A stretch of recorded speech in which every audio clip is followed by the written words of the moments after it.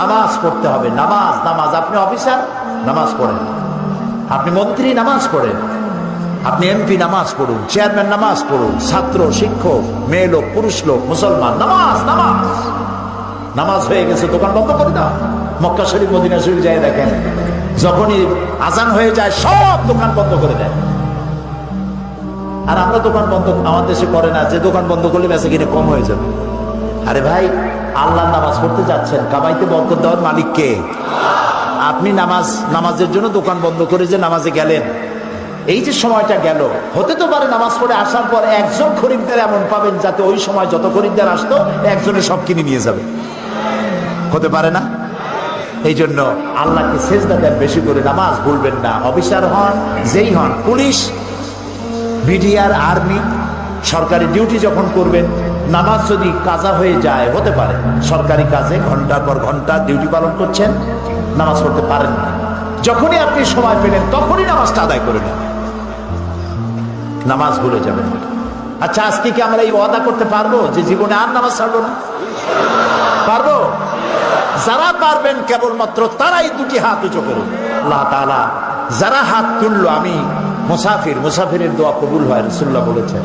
আমি দোয়া করি সকলকে নিয়ে, আল্লাহ আজকে যারা হাত তুললেন, জীবনের অতীতের ভুল তাদের মাফ করে দাও, এবং ভবিষ্যতে এক ওয়াক্ত নামাজ যেন কেউ ছেড়ে না দেয়, সবাইকে নামাজ আদায় করার তৌফিক দান করো।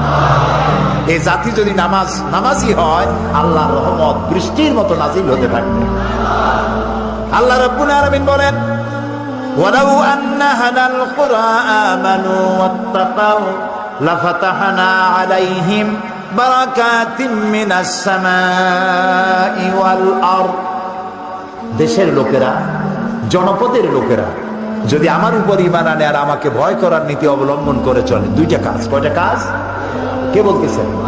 আমার উপরে যদি ঈমান আনে আর আমাকে ভয় করার নীতি অবলম্বন করে যদি চলে, তাহলে ওই জমিনের মানুষের জন্য আমি আল্লাহ আকাশ আর জমিনের বরকতের সব দরজা খুলে দেব।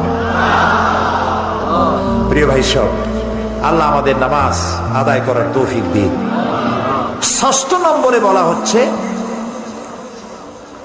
আল আমিরুনা বিল মারুফ, আর ৭ম নম্বরে হচ্ছে ওয়ান নাহুনা আনিল মুনকার, ভালো কাজের আদেশ করা এবং অন্যায় কাজ থেকে মানুষকে বিরত রাখা মুমিনের ৬ষ্ঠ নম্বরের কোয়ালিটি। ৬ষ্ঠ নম্বর হলো ভালো কাজের আদেশ, ৭ম নম্বরে অন্যায় কাজ থেকে মানুষকে ফিরায় রাখা। এই যে দায়িত্বটা, এই দায়িত্ব একটি বিশাল দায়িত্ব। কোরআন বলছে, কুনতুম খায়রা উম্মাতিন উখরিজাত লিন-নাসি তা'মুরুনা বিল মা'রুফি ওয়া তানহাউনা আনিল মুনকার। আল্লাহ তাআলা বলেন, ও মুসলমানেরা, তোমরা শ্রেষ্ঠ জাতি, খায়রে উম্মাহ, ইমামে আকওয়াম। তোমাদের দায়িত্ব হলো মানুষকে ভালো ভালো কাজের দিকে অনুপ্রাণিত করবে, হুকুম করবে, আদেশ করবে, আর সব ধরনের খারাপ কাজ থেকে মানুষকে ফিরায় রাখবে। এটা কার দায়িত্ব? উম্মতের দায়িত্ব। আল্লাহ তাআলা বলছেন, এই দায়িত্ব সব নবীদের, সমস্ত নবীদের কাজই ছিল মানুষকে ভালো কাজের আদেশ দেওয়া আর অন্যায় থেকে ফিরিয়ে রাখা। আল্লাহ তাআলা বলছেন, এটা নবীদের কাজ, এটা উম্মতের কাজ। এই কাজটি দলের কাজ। ওয়ালতাকুম মিনকুম উম্মাতুন ইয়াদউনা ইলাল খায়র ইয়ামুরুনা বিল মারুফ ওয়া ইয়ানহাউনা আনিল মুনকার। তোমাদের মধ্যে এরকম দল থাকতেই হবে যারা মানুষকে ভালো কাজের আদেশ করবে, অন্যায় কাজ থেকে ফিরায় রাখবে। আল্লাহ তাআলা বলছেন, এই দায়িত্ব সব নবীদের, সমস্ত নবীদের কাজই ছিল মানুষকে ভালো কাজের আদেশ দেওয়া আর অন্যায় থেকে ফিরিয়ে রাখা। আল্লাহ তাআলা বলছেন, এটা নবীদের কাজ, এটা উম্মতের কাজ। এই কাজটি দলের কাজ। ওয়ালতাকুম মিনকুম উম্মাতুন ইয়াদউনা ইলাল খায়র ইয়ামুরুনা বিল মারুফ ওয়া ইয়ানহাউনা আনিল মুনকার। তোমাদের মধ্যে এরকম দল থাকতেই হবে যারা মানুষকে ভালো কাজের আদেশ করবে, অন্যায় কাজ থেকে ফিরায় রাখবে। এই কাজটি উম্মতের, নবীদের। আবার মুমিন পুরুষ এবং নারী, আল মুমিনুনা ওয়াল মুমিনাতে বা'দুহুম আউলিয়াউ বা'দ ইয়ামুরুনা বিল মারুফ ওয়া ইয়ানহাউনা আনিল মুনকার। মুমিন পুরুষ আর মুমিনা নারী এই একে অপরের বন্ধু, এবং এদের দায়িত্ব হলো মানুষকে ভালো কাজের আদেশ করবে, অন্যায় কাজ থেকে ফিরিয়ে রাখবে। আল্লাহ তাআলা বলছেন এই কাজটি ব্যক্তি, প্রত্যেকটা ব্যক্তি, দেখুন সূরা লোকমান, কোন সূরা? সূরা লোকমান। সূরা লোকমানে আমি গতকাল বলেছি যে লোকমান নবীও না, রাসূলও না, তিনি আল্লাহর থেকে প্রাপ্ত একজন জ্ঞানী মানুষ। তিনি তার ছেলেকে 9টা নসিহত করেছেন। কয়টা? নসিহতগুলি আল্লাহর কাছে পছন্দ হয়ে গেছে, এবং আল্লাহর কাছে এই নসিহত এত পছন্দ হলো যে হযরতে লোকমানের নাম দিয়ে আল্লাহ তাআলা সূরা নাজিল করে লোকমানকে চিরন্তন করে দিলেন। ছেলেকে প্রথম যে নসিহত করেছিলেন সে নসিহত প্রথমটা ছিল লা তুশরিক বিল্লাহ ইন্না শিরকা লাযুলমুন আযীম, শিরক করবে না, আল্লাহর সাথে শরীক করবে না কোনো অবস্থাতেই। 2 নম্বর নসিহত হলো ইয়া বুনাইয়া আকিমিস সালাত ওয়া'মুর বিল মা'রুফি ওয়ানহা আনিল মুনকার ওয়াসবির আলা মা আসাবাক ইন্না যালিকা মিন আজমিল উমুর। ইয়া বুনাইয়া, হে আমার কলিজার টুকরা সন্তান। আলেমরা বুঝবেন, ওলামারা বুঝবেন, এখানে ইয়া ইবনি বললে ছাত্র, ইয়া ইবনি, ও আমার ছেলে। তিনি বললেন কি? ইয়া বুনাইয়া। বুনাইয়া বললেন কেন? ইবনি আর বুনাইয়ার মধ্যে পার্থক্য কি? ইয়া ইবনি, ও আমার ছেলে শোনো, এটাও একটা কথা। ইয়া বুনাইয়া, ও আমার কলিজার টুকরা নয়নের পুতুলি বাবা শোনো, দুইটা কথা এক হলো না? শেষে যে দাওয়াতটা ইয়া বুনাইয়া, ও আমার কলিজার টুকরা নয়নের পুতুলি, বাবা যদি ডাক দেয় বাবা কলিজার টুকরা সোনামণি হীরামানি আসো আমার কাছে আসো বাবা, ছেলের কলিজা কলিজায় বাপে আমার এত আদর করতেছে, বাপের কথা শোনার জন্য কান মন দিয়ে সে বসে যায়। এই জন্য দাওয়াত দিতে হবে, এর দ্বারা দাওয়াতের ট্রেনিং দেওয়া হচ্ছে। আমরা উম্মতে দাওয়াত, আমাদেরকে ট্রেনিং দেওয়া হচ্ছে মানুষের কাছে যখন ইসলামে দাওয়াত দিবা ভালোবাসা দিয়া, মহব্বত দিয়া, ধমকাইয়া, রাগ করিয়া পারবা না। যে পীরের মেজাজ খারাপ সে মুরিদ পাবে না, আর যে চোরের কাশি আছে চুরিও করতে পারবে না। সারা রাত কষ্ট করিয়া গোছায় গাছায়া যেই ঘরের দরজার মধ্যে ঢুকবে অমনি দিল কাশি, পিটান খাওয়া ছাড়া উপায় নেই। আর পীরের মেজাজ খারাপ, মুরিদ একটাও কাছে যাবে না। সুতরাং মানুষকে দাওয়াত দিতে হলে কোরআন থেকে, কোরআন হচ্ছে আমাদের জীবনের গাইড বুক। আলহামদুলিল্লাহ বলে মানুষকে, মানুষের দিলকে, আপনার দেখেন অনেক জায়গায় দেখা যায় যে ছেলে পরীক্ষায় ফেল করছে, ফেল করে না? একজনে বলছিল ভাই আপনার ছেলে তো ফেল করছে, কয় আলহামদুলিল্লাহ। কইটা কেমন কথা, ছেলে ফেল করলে আলহামদুলিল্লাহ কর? কই যে আমার ছেলে যে পদের, ও যে ফেল করতে পারবে এটা আমি আশা করিনি। এটাও তো একটা যোগ্যতা যে ফেল করতে পারছে। ছেলে ফেল করেছে, বাপে রাগ করেছে, বাপ কথা বলেন, মায়ের কথা বলে না, বুইরে কথা বলেন। 3 দিন 4 দিন ছেলে বাড়িতে ঠাই পায় না, মুখ মলিন হয়ে গেছে। এখন তার বন্ধু আছে, ও যেমন বল্টু, ওর বন্ধু আছে মন্টু। এই মন্টুদের সাথে মিশা বাড়িতে তো জায়গা পাইলো না, মন্টুরা জায়গা দিল, মন্টুরা জায়গা দিয়ে নিয়ে গেল সিনেমা দেখাইতে, হাবিজাবি দেখাইলো, হাবিজাবি খাওয়াইলো। আপনি মুখ কালো করে রাগ করে আপনার ছেলেটাকে সর্বনাশ করে দিলেন। উচিত ছিল বাবা ফেল করছিস, ফেল তো মানুষই করে, হয়তো কোনো ভুল করেছিস, ভালো করে পড়, আগামী বছর পরীক্ষা দিলে আমি দোয়া করবো আল্লাহ তোরে ভালো করবে। এই ছেলেটা আপনার হাতের মুঠায় থাকতো, ঠিক না ভাই? কত ক্ষতি আমরা করি না বুঝিয়া, কত সর্বনাশ করি। মেয়েটার সাথে কথা বলি না, ছেলেটার সাথে কথা বলি না, এটা ঠিক না। ছেলে মেয়ে এক জায়গায় বসে খান, তারপরে ভালো একটু মাছ বাচ্চার কাছে তার থালে উঠায় দেন, তার মুখে খাওয়ায় দেন, বাচ্চা খুশি হবে, বাপের প্রতি আকৃষ্ট হবে, এবং এই ফাঁকে তাকে নসিহত করেন, ভালো ভালো কথা বলেন। হযরতে লোকমান তার ছেলেকে বলছেন ইয়া বুনাইয়া, ও আমার কলিজার টুকরা। তো আমার কলিজার টুকরা খোকা নয়নের পুতুলি, ডাক শুনে মনে হয় ছেলে খুবই ছোট, কিন্তু নসিহত দেখে মনে হয় এত বড় গুরুত্বপূর্ণ নসিহত ছোট্ট বাচ্চারে করা যায় না। তাহলে এরকম ডাক দিল কেন? এই ডাক আমরাও দেই। আমাদের দেশে কোন কোন জায়গায় ছেলে বড় হয়ে যায়, তারপরেও ডাকে খোকা। বরিশালে পিরোজপুরে ডাকে গেদা, গেদা গেদু আদর করে ডাকে। মেহমান গেছে বাড়ি, কয় খোকা মেহমান আসছে, চা নিয়ে আয়, বিস্কুট নিয়ে আয়। মেহমান মনে করে খোকা বুঝি খুবই ছোট। খোকা যখন আসলো তাকায় দেখলো খোকা তো শুধু খোকাই না, কয়েক খোকার বাবা। আমার দেশের তো ঢাকার মেয়র, সেও তো খোকা, কিন্তু তিনিও কয়েক খোকার বাবা।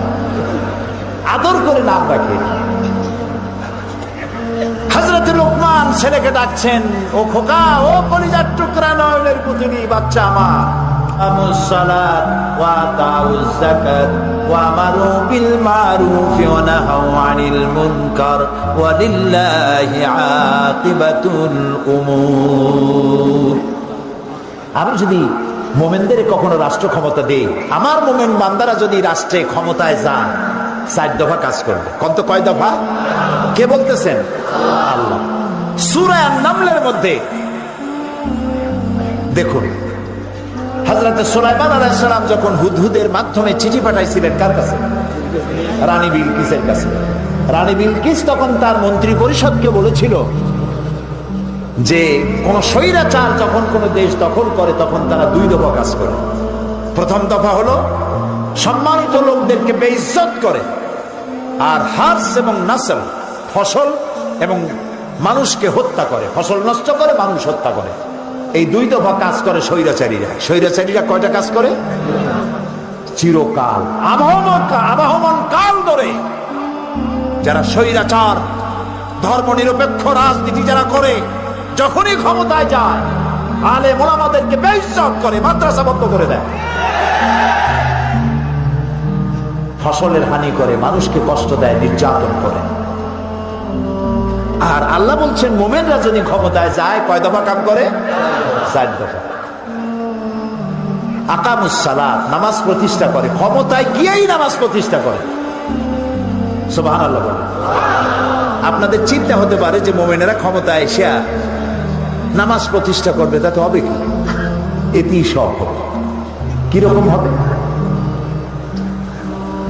জোহরে রক্ত হবে, রাষ্ট্রের পক্ষ থেকে বলা থাকবে জোহরে রক্ত বেলা 1টা, বেলা 1টা থেকে 1:30 পর্যন্ত নামাজের বিরতি, 15 মিনিটের মধ্যে নামাজ শেষ, আর 15 মিনিট দুপুরের আহার গ্রহণ।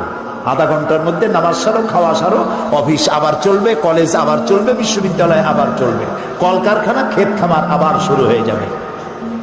এই নামাজ পড়তে গিয়ে থানায় আজান হবে, ওসি সাহেব ইমামতি করবেন, তার পেছনে পুলিশেরা দাঁড়ায় নামাজ আদায় করবেন।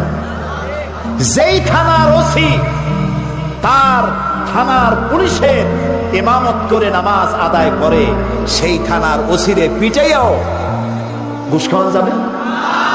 সুবহানাল্লাহ। এসপি যদি মসজিদের ইমাম হয়, মন্ত্রী যদি মসজিদের ইমাম হয়, এমপি যদি মসজিদের ইমাম হয়, তাহলে টিয়ার কাবি খা, জম্মের খাওয়া খাবেন না। বিশ্ববিদ্যালয়ের ভাইস চ্যান্সেলর আজান হয়েছে, তিনি ইমামত করবেন, ছাত্র, শিক্ষক, শিক্ষয়িত্রী, ছাত্রী পেছনে নামাজের জন্য দাঁড়ায় গেছে। এই বিশ্ববিদ্যালয়ে সন্ত্রাস চলতে পারে না।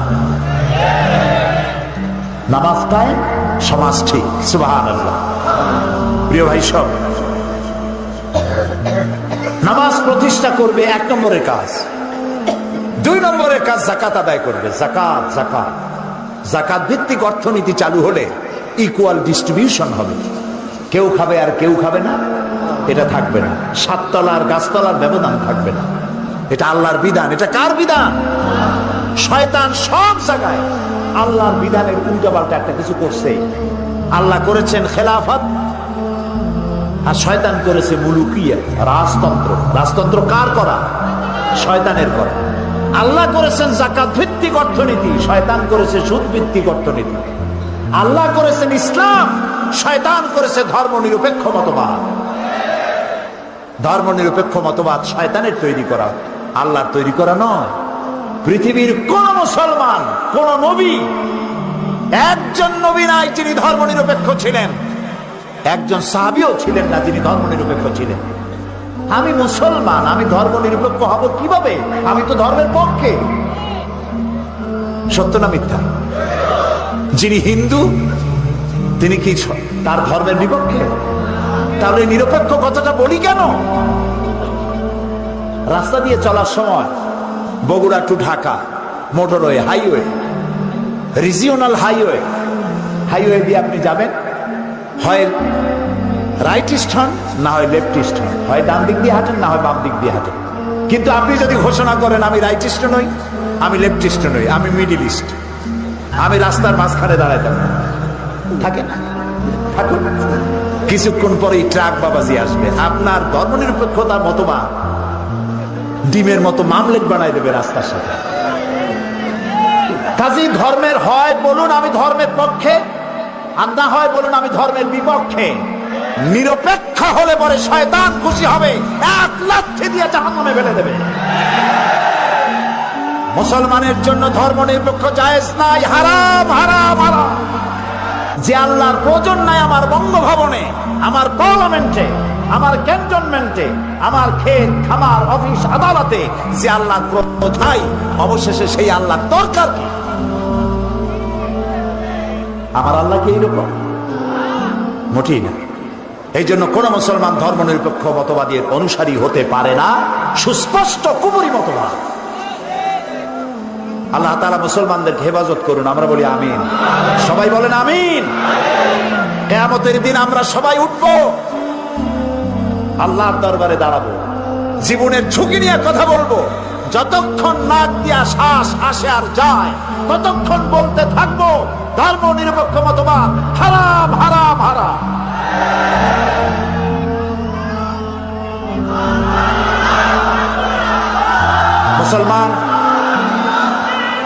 মুসলমানদেরকে ধর্মের পক্ষে থাকতে হবে।